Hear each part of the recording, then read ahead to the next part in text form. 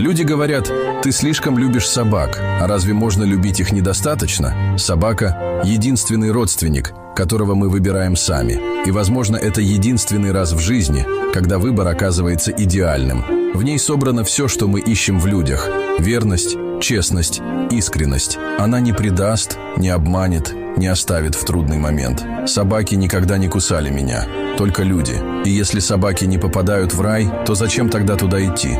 Это привилегия – прожить хоть часть жизни рядом с собакой, потому что их время с нами слишком короткое. И это их единственный недостаток. Любишь меня? Тогда люби и мою собаку, потому что лучше ее у меня ничего нет.